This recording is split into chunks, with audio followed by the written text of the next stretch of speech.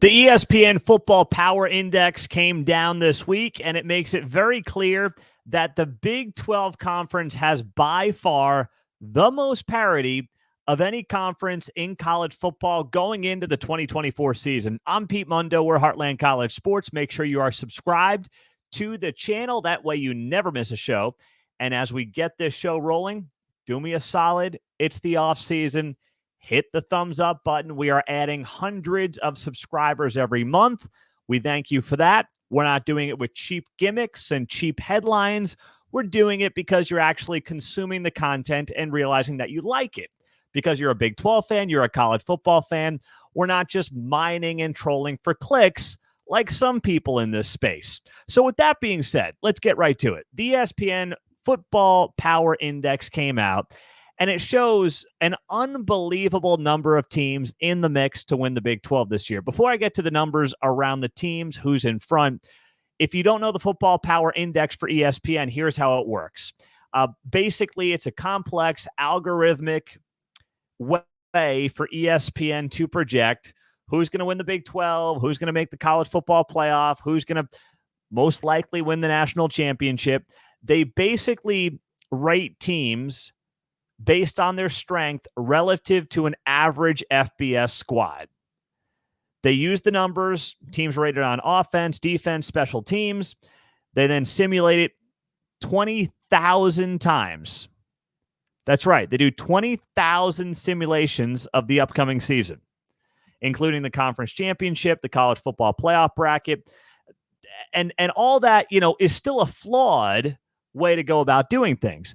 But it gives you an idea as to where things would be over a 20,000 season sample size to take a look at how the season might break out. That's what it does. It's not a perfect science. Nothing is, but it gives you an idea. And the ESPN Football Power Index came out with the Kansas Jayhawks having the best chance to win the Big 12, 17.4%. Now, those aren't very good odds. No team has a better than 17.4% chance to win their conference. That tells you a lot right there, does it not? I mean, the team behind them, by the way, is who? The Kansas State Wildcats at 16%. Then you've got Arizona at 11.5%. Only 3 teams in the Big 12, according to the ESPN Football Power Index, have a better than 10% chance to actually win the conference. That is unbelievable. And none of them are higher than 17.5%. Put that into some perspective here. Meantime, you go down the list and look at how close these numbers are. Oklahoma State, 8.5% chance to win the Big 12. Utah, 8.2. TCU, 7.9. Texas Tech, 7.6% chance to win the Big 12. UCF, 7.0% chance to win the Big 12. West Virginia, 5.0. Colorado, 4.1.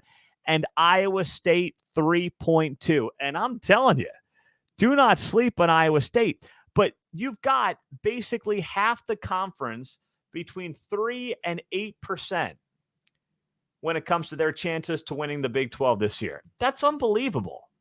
And you have, when you shake it all down, 11 teams with a better than 3% chance to win the Big 12, and nobody's higher than 17.5%. This league is going to be nuts.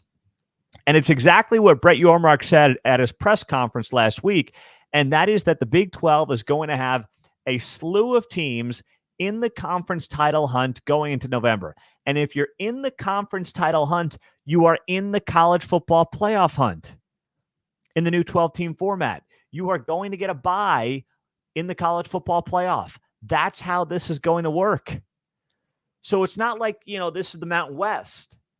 It's not like it's the AAC. You're talking about probably at least half a dozen teams entering the final month of the regular season in contention for a college football playoff, and that's only in the Big 12. Now, I believe the Big 12 is probably only going to get one team in this year, just because of the parity and chaos that is likely to ensue. It's not going to be a year where the Big 12 gets one team in by winning the conference title and another at-large team. I would be shocked by that this year, I readily admit. But it's going to be a wild last few weeks to see how this college football season plays out in the Big 12 Conference. And ESPN's FPI is just really confirming that.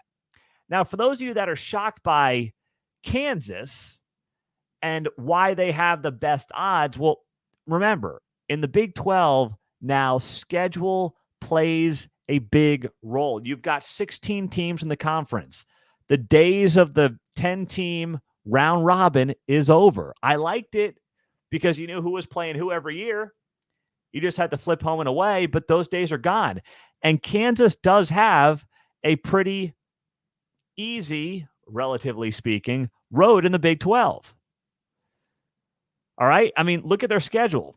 They open up in Morgantown. Now, that's tough. And by the way, that game is going to go a long way for both of those two teams right out of the gates in late September to determine which one of those teams has a leg up in the Big 12 race. Both of those teams think they can win the Big 12 this year, West Virginia and Kansas. But Kansas goes to West Virginia. That's arguably their toughest game of the year. Then you've got TCU at home, Arizona State on the road, Houston at home, at K-State, home to Iowa State, at BYU, home to Colorado, and then at Baylor.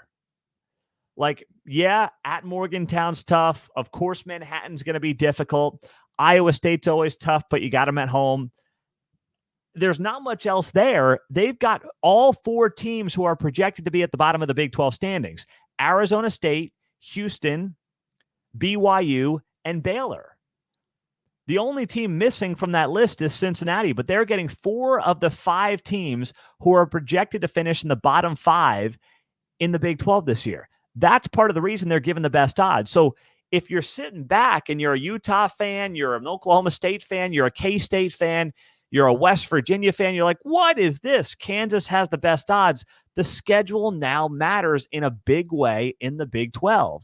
And Kansas plays 4 of the bottom 5 teams in the league based on the ESPN FPI projections. That's part of the reason they're given the best odds to win the league. Now, they're still not great odds. 17.4% are not great odds. No one's going to look at that and say, wow, boy, KU's going to run away with it. Gosh, no. I mean, Jalen Daniels is a toothpick. That guy breaks in half again with his back, and the season's upended. Now, they'll be good. They got talent around it. It's not all Jalen Daniels. I'm just saying, based on how this guy's year went last year, I certainly wouldn't bet on Kansas. Not that they can't win the Big 12, but I am in no way betting my hard-earned money on Jalen Daniels' health to win this conference. This conference is too nutty. It's going to be too weird. At the very least, I'm going to bet on somebody who can be healthy, if nothing else. Not that they can't win or the talent isn't there to win. It is. I'm just not doing it with that guy at quarterback with his health issues. No way, no how. But still, this is based on 20,000 simulations that ESPN does of the college football season. That's how this plays out. That's what this is ultimately about. So then you look at Kansas State at number 2. That makes sense. Arizona. Oklahoma State comes in at number 4 on that list at 8.5%. Utah's at 8%. And, Utah, I admit, Utah fans are going to freak out over this, but I will agree with you, Utah fans. That feels way too low to me. Like, why Utah is down there, I don't understand for the life of me. Now, we all want to know Cam Rising's knee injury. Is it truly behind him? If it is, then, of course, that completely changes the game. And Utah's a front runner if you can guarantee Cam Rising's health with that knee. If you can't, then it's up in the air. But still, Utah returns most of its defensive front 7. Secondary does have some question marks that could be an issue at times in the Big 12. Navigating a new conference does come with inherent challenges, but still, Utah feels too low to me in these ESPN FPI odds. Then you go to TCU at 7.9%. That may be a surprise to some of you, but I do think TCU is going to sneak up on some folks this year. Texas Tech at 7.6%, UCF at 7%. West Virginia's down at 5%. West Virginia's basically in the very middle to the bottom half of the Big 12 on these ESPN FPI rankings. And don't take it personally, West Virginia fans. You just have a brutal schedule. It's not your fault, but you have an absolutely brutal schedule. We talked with Neil Brown about this the other week on the show. If you haven't seen it, it's up on the podcast. It's up on the YouTube page. Please go sign up for it. That way, you never miss a show. You'll catch all the interviews we've done lately. We've been on a roll. Sonny Dykes, Josh Pate. We've had a bunch of great guests talking Big 12. I got more lined up for you in the weeks ahead. But you look at this schedule for West Virginia. I just talked about how KU had a bunch of teams at the bottom of the Big 12 ESPN FPI rankings. None of that for West Virginia. They play Kansas at home, Oklahoma State on the road, Iowa State at home, Kansas State at home, travel to Arizona. Those are their first 5 games in Big 12 play. Those are all teams who believe they can win the Big 12 this year. And West Virginia plays them right out of the gates. Then it does ease up a little bit. Cincinnati, Baylor, ending the season with UCF and Texas Tech. Another couple of teams that say, why not us this year? So, like right there, the Mountaineer schedule is just brutal. And the non-con includes Penn State and Pitt. They've got 11 Power 5 games, and those games are going to wear you down going into conference play. So it's as much about that for West Virginia as it is anything else. I wouldn't take it as a slight, WVU fans, because I know you're going into this year and you're like, this is our year. And it can be. But man, the schedule, it is just brutal. And that's something that West Virginia fans are going to have to come to grips with, like it or not. So that's why West Virginia is where it is. Now, Colorado's sitting there at 4.1%. And Joel Klatt, I know he's biased to Colorado. I get that. But Joel Klatt said what I've been saying for quite some time. If things break just right for Colorado, there's a chance they can compete for a Big 12 championship. That's what Joel Klatt said on Colin Cowherd's show this week. And I don't think he's wrong. He's not predicting it. He's just saying it's not out of the realm of possibility that with a guy like Shedeur Sanders, if they can protect him, I told you this a few weeks ago. I don't want to say Joel Klatt's watching the show. He knows Colorado obviously is a program better than I do. I'm just saying I said the same thing on this show a month ago, and some of you mocked me. And it was just that if things break perfectly for Colorado, they can find themselves in competition. They got to stay healthy. They don't have depth. They have to protect Shedeur Sanders on that line of scrimmage with that offensive line that just absolutely got smoked last year, but they got some additional pieces in the portal to take care of them. If they can do all that and just hang tough on defense, they can be in the mix. I'm not going to predict them to go to the Big 12 championship game, but they can be in the mix. And that's at least worth admitting and discussing. Now, should Iowa State be behind them? No, Iowa State should not be behind them. But once again, what are you looking at schedule-wise for Iowa State? Here's what you're looking at for Iowa State, okay? Iowa State opens up conference play, taking on Houston on the road. Then you host Baylor. You're saying, okay, well, we can deal with that, for a team. They're returning a lot of pieces, but you can get off to a 2-0 start there. I like those odds. But then here we go. All right, let me take a sip of water before I give you this stretch here for Iowa State. All right. Travel to Morgantown. Host UCF. Host Texas Tech. Travel to Kansas. Host Cincinnati, and then end the season at Utah, home to Kansas State. Man, that ain't easy, okay? To put it bluntly, that is a really difficult stretch throughout Big 12 play for Matt Campbell and the Iowa State Cyclones. And that's why you look at the schedule and you say to yourself, okay, I kind of understand. I kind of understand why a team like Colorado might have a slightly better odds to end up in the Big 12 championship game. I kind of get it. And that's what it ultimately comes down to schedule-wise. So this is going to be a fascinating season for this league. It's going to be as entertaining as any in the country, the most entertaining by far. Now, something else I do want to note here in the FPI that ESPN put out this week. All right. The Big 12 odds to win the college football playoff. Not good, but also I wouldn't say it's all that big of a surprise. So let me share these with you here as the ESPN FPI numbers came out this week. I had them right in front of me. Where did they go? Come on, you son of a gun. I was just looking at them. Did I lose them? All right, here we go. 2024 title chances by conference. SEC 53%, Big 10 32%, ACC 6%, Independents 5%, that's Notre Dame, and Big 12 3.6%.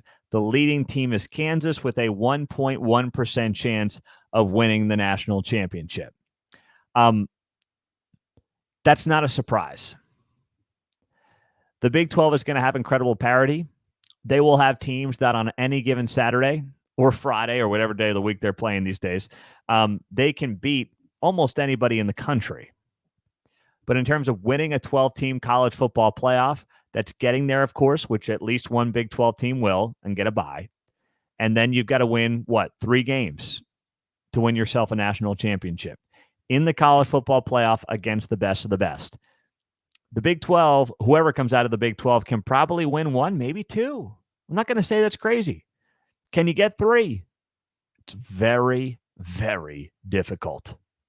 So I'm not offended by that number. I take that number for what it is, and I look at it, and I say to myself, that's the season we're looking at for the Big 12. And that's why it's imperative for the Big 12 to have a very good non-conference slate. Every Big 12 fan should be rooting for every Big 12 team in non-conference play.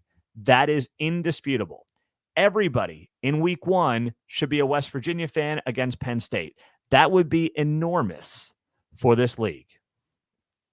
That's what you need to be thinking about, no matter who your team is and what you're rooting for and who you're pulling for. You have got to look at this and say to yourself, what is good for this conference? And big non-conference wins are good for this conference. Everybody should be rooting for Houston at Oklahoma in week 2. I don't like the odds. I'm just saying you should be. Iowa State taking on Iowa in week 2. Everybody's got to be on the Cyclones. You look at teams like Oklahoma State playing Arkansas in week 2. Everybody's got to be on the Cowboys there.